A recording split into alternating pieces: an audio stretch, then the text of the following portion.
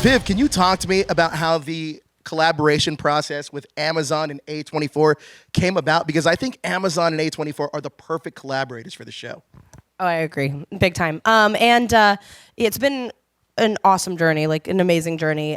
Literally, it took us 2 years to make the pilot, and that was an incredible process. Super like learning, collaborative. Didn't expect it to be this huge thing, and then it was. And and so the next step was like, yeah, what do we do next? Like how do I continue the story? And so I was exploring all the options, all the things like Kickstarter, Patreon, whatever, continuing to do what we were doing, do it the same way. But then I was also going out to the producers and to the studios and being like, who maybe might be interested, because it was such a big response. And A24, when they came into it, they just wanted it so badly, and they were just they had so much faith in it, and they offered this amazing deal, and it was amazing. Like it felt right, and I was familiar with what they've done, and it just was really nice. But what made it even better was the next step was, like, all right, where is it going to live? What's it going to, what's the next step? Because there's a lot of steps. And that was where, there was a lot of interest in it. Like, obviously it was super big and exciting, but it's a really hard project to put in a box. And I don't know if like while it had that interest, somebody said bento box. Who said bento box? Yes. Nice. Thank you. That's the box that was put in eventually. But it didn't quite find a home, and so A24 was like, let's just do it. Sure. And that's unreal. So I'm so thankful to them, because that first season ended up being exactly really what I wanted, and so much of it, and so much of what I truly always imagined for it ended up on screen. And being in this kind of independent way, it kept a lot of its unique independent voice. And then when Amazon saw it, they were like, it was the same thing again. They were like, we want it. And it was like such a passionate faith in it. And that's like the green lighting of season 2 and everything. Like, the show is just kind of the little thing that could, it really found its way, and I'm very, very proud of it, and I'm so proud of the crew. And I can say that because I'm basically saying the same thing I just said, but I know a lot of the crew is here, and I am so proud of you guys. And so I'm so proud of this journey, and it's been amazing. And also, there's so much red in this room, and I'm obsessed with it. Yes, I will say the cosplay here is on point. You guys are one of the best fandoms I've ever seen. Now, the Hazbin Hotel is not only a fantastic musical, but it is one of the best best kind of ensemble of voice actors in Broadway. It's like the Avengers of musicals, I feel like. The first thing I want to point out is how amazingly cast this show is. Erica, you originated Caddy Heron in the Mean Girls musical. Yeah! We see that similar innocence with Charlie and that wide-eye optimism. Did you infuse any of that character into Charlie? I mean, that's just me as a human being. I tend to lead with optimism until proven otherwise, which will happen in life, as we will see in the show. But that's just sort of how I try to live my day-to-day. My favorite thing about getting to record Charlie, though, and getting to be in a voiceover room with all of our incredible team was that we were encouraged to just go as far as we could in the direction of like our childhood playing in the bedroom, sort of like nothing, no choice is too big. What was I doing? But it was truly like, it was one of my favorite things was actually getting to go into the booth to record each episode, because you realize, when I let just my creative impulses come out, so much fun happens. And I feel like it's so easy in any field, be it entertainment or just day to day, to kind of like keep those things under wraps. And in this, it got to live freely. So I love getting to play this character, because she's like all the things I aspire to be every day. Some days I'm less successful, but she's kind of relentlessly, aggressively positive. And I think we need more people like that in the world these days. Absolutely.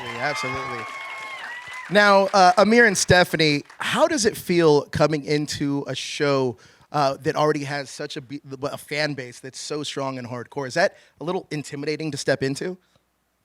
You go first. I can't wait to hear your answer. Well, it's funny. I had absolutely no idea until I was well into recording it. And Vivian and Sam were like, you know that lots and lots of people love this, right? And I was like, oh, yeah, like the email said it had a lot of YouTube views. But that was sort of in one ear and out the other, because a lot of times you get auditions that are like, Our thing is amazing, and exactly. you want to be a part of it. Exactly, right. And you're like, okay. So I auditioned, and I was like, this will be fun. And then I saw the scripts, and I was like, yes, this is great, and I was enjoying it. And it wasn't really until afterwards, and I don't think I had a sense of it until it started to sort of trickle out that hey, there's new voice actors, and then people had opinions about that, and then I was like, oh yeah, so this is gonna be a thing. Right. So yeah, it was definitely intimidating, but I think it's just like the thing that keeps ringing in my head is it's sort of like being the new Batman, right? Like there's been Tell us about that when you were the new What Batman. is it like to be the new Batman? So, Dying to know. it was pretty easy. I figured. There's been like 100 Batmans, right? And like people have their favorite Batmans, and you're just gonna do the Batman that you're gonna do, and I'm gonna do the Alistair that I'm gonna do. And I had a friend who played Elphaba, and I was like, what was it like for you to take over an iconic character? And she's like, people will come to the stage door and tell me, I love you so much. You are my third favorite Elphaba. And I'm like, oh, I get it. Okay, yeah. So it's just like people have their favorites, and that's cool. Like there's nothing wrong with that, right? I'm going to do what I'm going to do. Some people are going to love me, and that's great. I love you. Yeah. How about for yourself, Stephanie? How was it stepping in to this show with? Yeah, it was the same. I had no clue. I was just like, this shit is fucking funny. The songs are good. I want to be a part of this. I can't wait to work with this group of people. Seeing some of the beginning renderings and stuff that they were able to show me in the beginning, I was like, this is great. These characters look so cool. I love this, And then I just did what we figured out in the room, right? And so it really wasn't until like way later that I was like, the same thing. One of my friends was like, people are mad. And I was like, great. Cool. So you just kind of just try to, it's really with every job, you just try to go in and do the thing that you think that you can bring as an individual, your little fingerprint to this thing on the small time that we have on this planet. What can I do with this funny joke? Absolutely. Yeah. Now, this question would normally be for the cast, but one thing that really stuck out to me was the chemistry that everybody had. It is incredible the way it seems like they play off of each other, but they didn't record together, which is crazy to me because the chemistry is all there. So what was it that you found in like the post-production process to kind of cultivate and create that chemistry amongst the cast? Oh, I know what it was, and that was the voice director, Richard Horvitz. Yeah!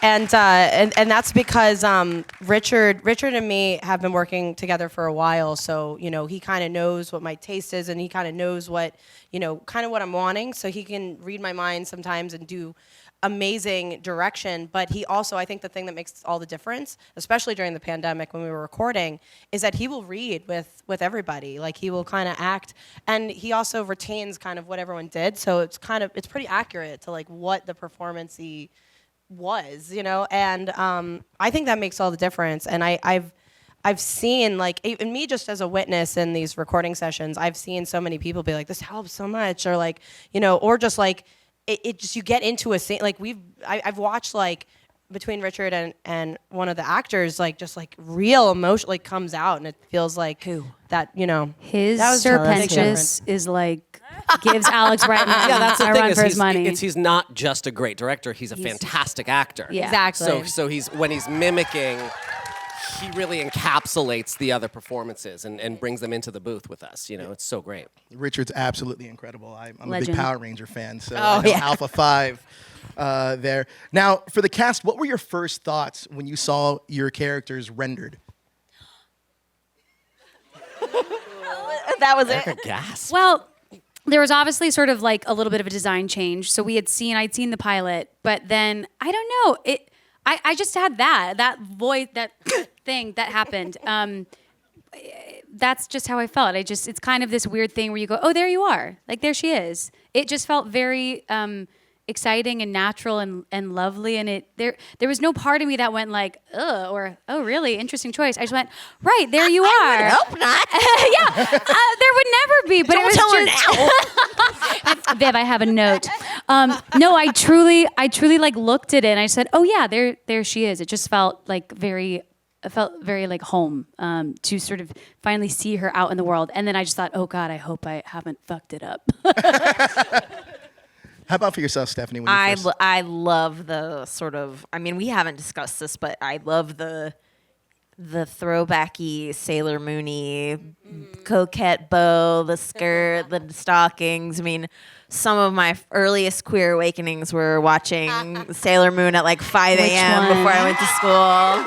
You know, where you're just, I remember watching it and being like, some of these girls are gay, you know? So I just love that it's there. That's like a little, like, you know, touchstone of it. I just absolutely adore it. For me, I didn't have a great sort of like moment of like, oh my God, there he is. It really just felt like putting on a suit that fit really great. You know what I mean? Sure. When I first saw Alistair, when I first saw him sort of in action and, you know, getting into sort of like really badass moments, I was like, yeah. That's incredible. And that's a testament. Oh, I wanted to say that's a testament to our animators too, because our animation team, they crushed it. And the most special thing was seeing the first time I saw those choices, I was like, what did I just see? Yes, exactly. You just felt like, oh wow, they got what we were trying to do with our voice, and they made it even better with how they animated it. It's just such a cool collaborative thing that I just love our animation team. They're great. It's incredible. Viv, you said that you loved the actors improvising during their sessions, and some of the jokes you kind of kept in the show. What moments stand out to you the most about those sessions that remained in the show? Oh man, yeah, no, I love that. That's like one of my favorite parts of it is that me and Richard, we really encourage the actors to, just expand on a joke, or if anything, like if an accident happens and it's like a beautiful accident, sometimes it can lead to some really, really funny jokes. And for me, it usually comes in Walla, just because that's like a free-for-all improv game, which for those of you unfamiliar with what Walla means, I'll tell you a little industry word. It's basically just the background noise, or like, the characters are in a crowd, but they're at a bar. So talk like you're at a bar to someone, and then you can just go crazy. So there is a good example in one of the episodes you guys just saw, where there's two voices you can hear really clearly, and they were not in the script, and I thought they were so funny. And it's when Vaggie throws Serpentius and Angel into the battle, and you hear them like, oh gosh, whatever, and Angel goes, I blame you, you crazy bitch. And that was not in the script, but it was really funny, and I was like, I need to keep that at Audible. And you'll see later, Joel Perez, who plays Valentino, he has a lot of them because he's in like a club, and he's so funny, and he just went off and said the most hilarious things, and I was like, we have to keep as much of this as possible. So you'll hear just like a string of conversation he's having at a club, like unrelated, and it's all him. So. It's incredible. Now, following up on that, what did you guys want to bring to your character that wasn't on the page? No, I mean, I don't know that I don't know.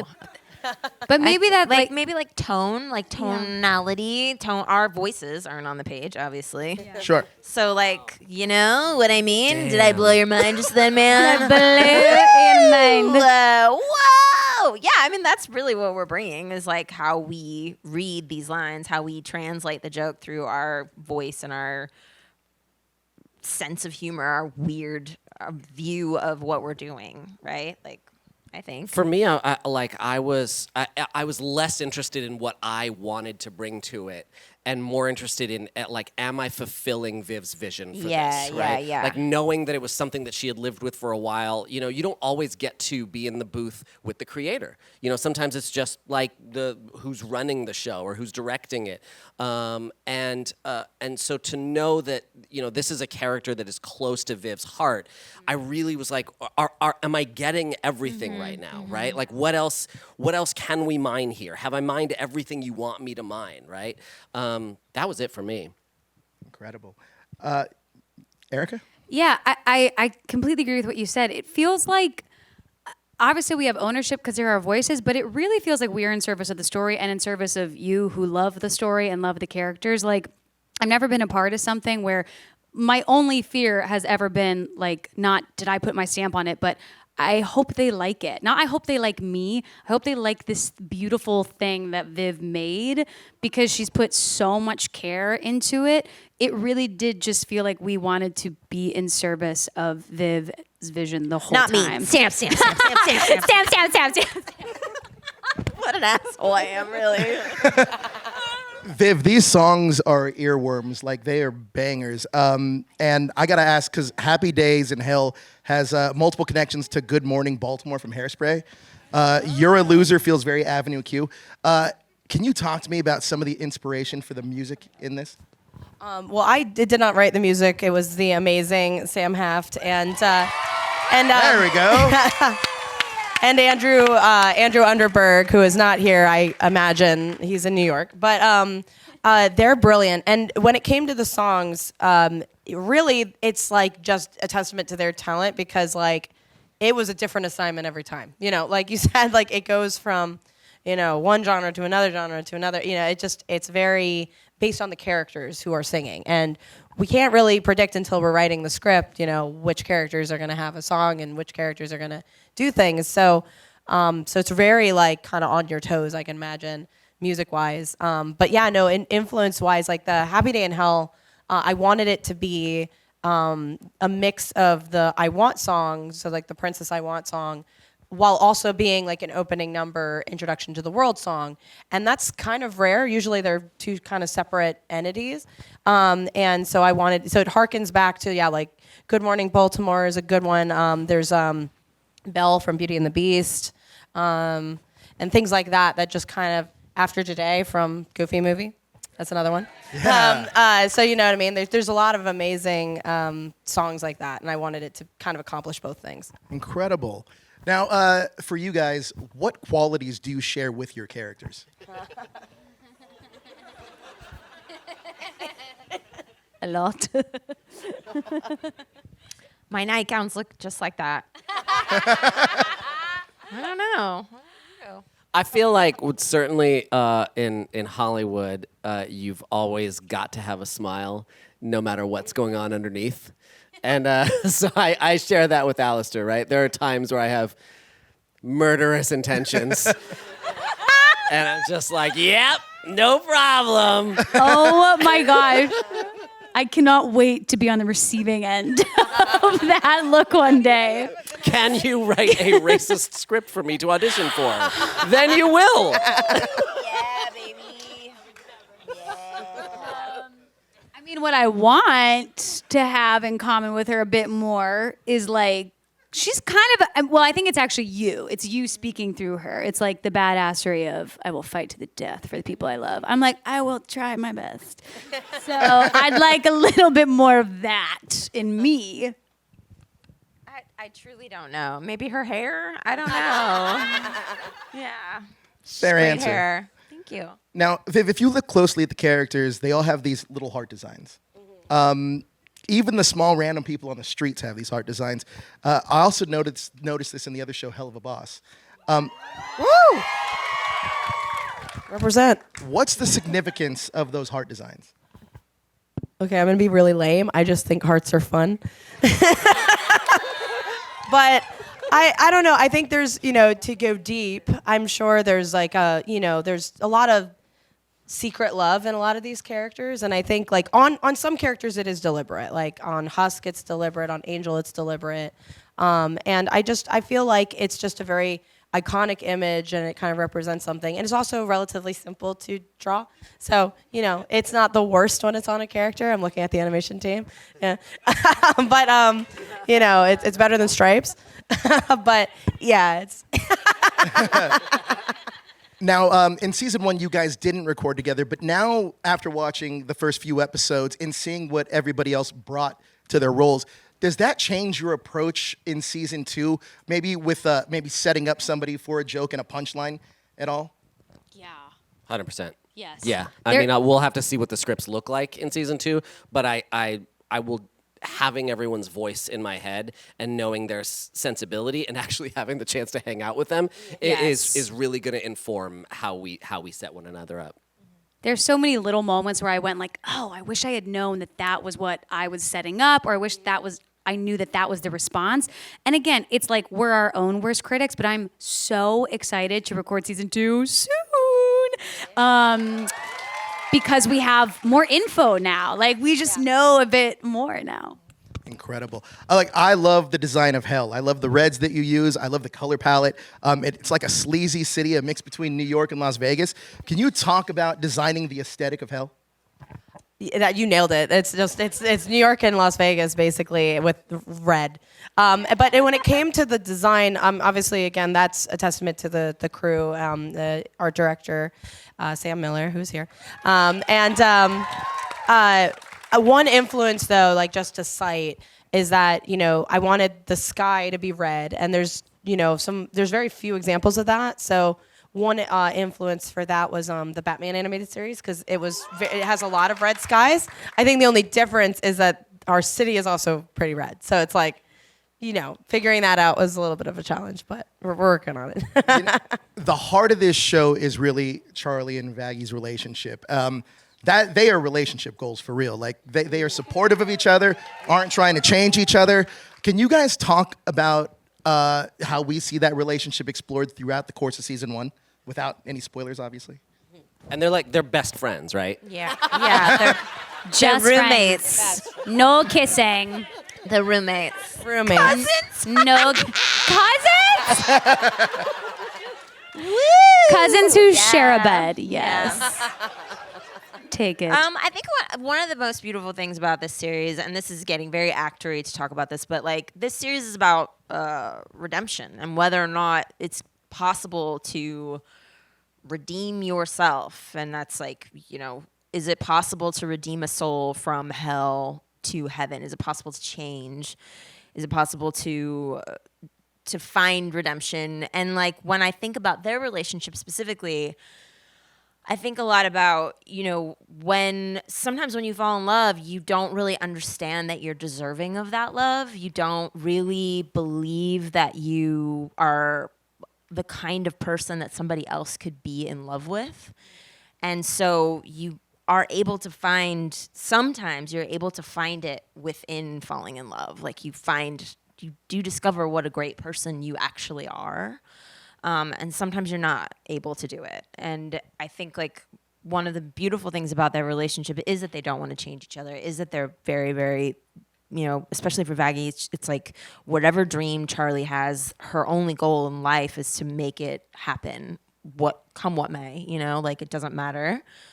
But that ultimately is her goal. And if she fails at it in any kind of way, then what does it really mean about her and how much she loves Charlie, and whether or not she is in fact deserving of Charlie's love? Can she be redeemed from her own ideas about herself? Like that's what I think about. That's what I thought about when I was building the character and singing these songs. Was like, this character doesn't really truly, I don't think, believe that she's deserving of this, because it's just so good. Yeah. Incredible. No notes.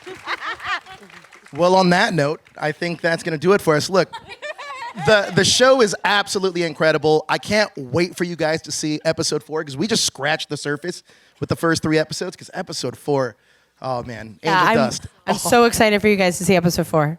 It's incredible. I got to talk about it a little bit in the other Q&A, but like genuinely, it's one of the most special episodes, of anything I've ever written, with Adam Nealon, who is here as well. We're both very, very proud of it, and it's very unlike anything I've ever experienced in the adult animation world, which is saying something because I've seen a lot of it, and I'm very, very excited for people to see it. It's incredibly personal and vulnerable and raw. It's a very raw episode. It's very hard to watch in places, but I think that's, I don't know, it's very special. I'm very excited. Can't hype it up more because I'm just very proud of it. Yeah, it's absolutely incredible. Before we go, though, we're